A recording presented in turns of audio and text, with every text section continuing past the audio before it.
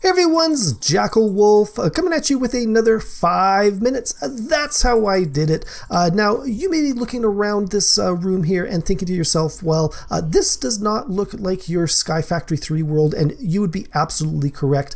This is the Outkast SMP. It is a modded Minecraft server that I've recently become a part of, and I thought it would be really interesting to kind of step out of Sky Factory 3 and do some of these 5-minute episodes in the Outkast server, which has a slightly different, well, I'm going to say very different set of mod packs to Sky Factory 3, and there's a lot of stuff in here that I am not familiar with, so I really kind of wanted to do some of these mods and sort of play around with them myself and kind of get a little bit more familiar with them. So this episode we're going to work on BC transport. There are a mod pack that allows you to transport items around the world. So what I've got over here is a little bit of an automatic zombie farm. Now everything is being collected into a chest down here, but I want to take this rotten flesh out and I want to move it up through my world and onto some drying racks where it will turn into zombie flesh. Now I've been kind of doing this manually, but I want to kind of automate this process. So I want to use the build craft transport mod to move the items from that chest over here into here, where it will be put onto a drying rack, and once dried it will be put into a chest for easy extraction later on. So we're going to need a couple of items to build this. First up, we're going to need a bunch of transport pipes. Now there are a number of different ones that all do different things in this mod pack. First up is the emerald transport pipe. Now this is what we're going to allow us to filter items out of containers and put it into the transport system. To make an emerald transport pipe, you're going to need 2 emeralds and a piece of glass. Now we're also going to need some clay transport pipes. Now, like the emerald pipes, they are very specific. They will take items from inside the transport system and put them into chests. So to make a clay transport pipe, you need 2 blocks of clay and 1 piece of glass. Now we're also going to use some iron transport pipes. Now these ones here are one-way only pipes. They will keep items from backtracking in the system. Now not so important in a small system, but in a larger system where with a lot of different connections, these will come in handy. So to make an iron transport pipe, you're going to need 2 pieces of iron and 1 piece of glass. Now we're also going to use some wooden transport pipes. Now these are an alternate way of pulling stuff out of chests and whatnot, but they are unfiltered, so they will pull everything in the chest out and throw it into the transport pipe system. So to make a wooden transport pipe, you need 2 pieces of plank and a piece of glass. Also, we're going to need some cobblestone transport pipes. Now these are just basic transport pipes that will move items in the system. They are 2 pieces of cobblestone and 1 piece of glass. Now, one other thing is we're going to need a way to power this system. One of the components we're going to need for a generator of sorts is going to be a wooden gear. Now, to make the wooden gear, you just need 4 sticks.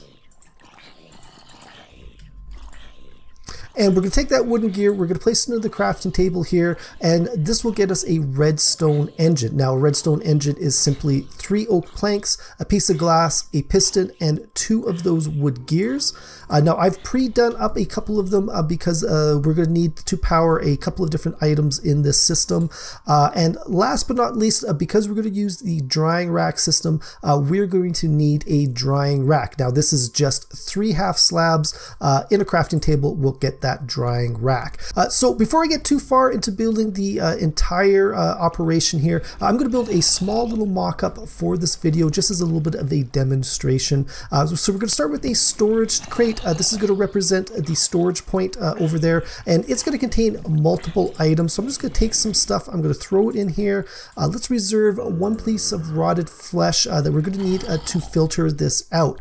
So next step is going to be the emerald transfer pipe. We're going to shift click onto the storage crate, and then I'm going to open up the little GUI here by clicking with something that's not going to actually connect to that transfer pipe. So this is the filter menu. I'm going to take the piece of rotten flesh, I'm going to put it into the filter. We've got it set up as a whitelist, but we could also be using this to blacklist or even set up a round robin. It's going to depend on what you are planning on doing with these BC transfer pipes.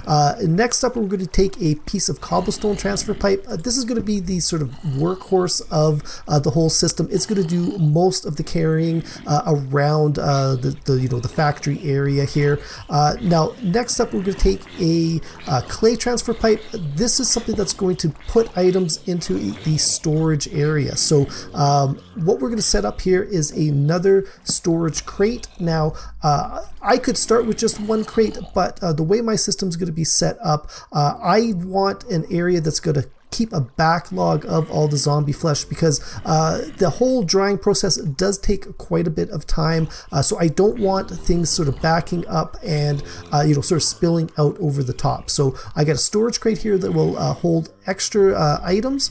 From that storage crate, we're going to come out with a wooden transfer pipe. Now, this is an unfiltered puller.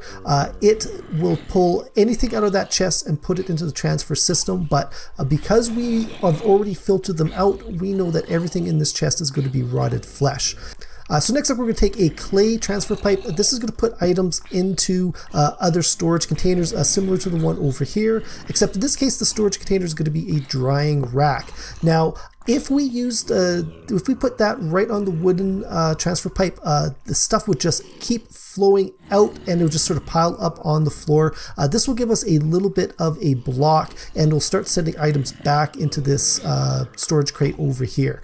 So from here, we're going to want to pull items out of the system again. So we're going to shift right click onto that drying rack with another emerald transfer pipe. Now, this is another one we're going to have to prime with a little piece of Monster Jerky, because that is all we want to pull out. Again, we are whitelisting this. So once the zombie flesh is turned into Monster Jerky on the drying rack, the emerald transfer pipe is going to pull that out and pull it back into the system.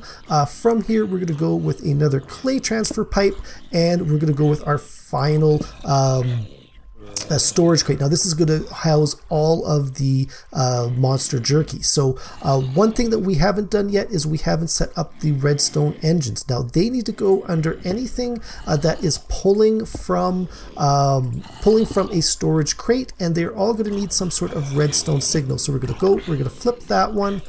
We're going to flip that one, and just under there we're going to flip that one. Now, these are all going to be powered. You can see it is slowly building up steam. This will go a little bit faster once it gets up to full power, but for now it is pushing all that zombie flesh, and it's going to push them right into this storage crate right here. If we open that up, you can see it pops in, and then it pops out as it gets pulled into this wooden transfer pipe, back over to the clay transfer pipe, and it's going to throw it into this drying rack. And there you go. So now it is set up to be drying. You can see this next piece of zombie flesh is going to come, it's going to hit the edge, and it's going to bounce all the way back. Now, because I don't want to be here for the 5 or 10 minutes that it's going to take for all of this, this one piece of zombie flesh to turn into jerky, what we're going to do is we're going to click off and click on with a piece of jerky, and if we watch, you can see that piece of jerky is now traveling through this pipe. This is going to stay as a jerky until another piece of rotten flesh hits it, and then it's going to become, it's going to start hanging out onto this system. So that is it, guys. That is the proof of concept complete. This has been the BC transfer pipes, or Buildcraft transfer pipes. If you enjoyed this video, please think about leaving a like and subscribe. You can follow me on Twitter at JackelWolf. Also, there'll be a link below to some of the other Outkast members. You can check out their content on YouTube. And that's going to be it, guys. See you guys next time. Goodbye.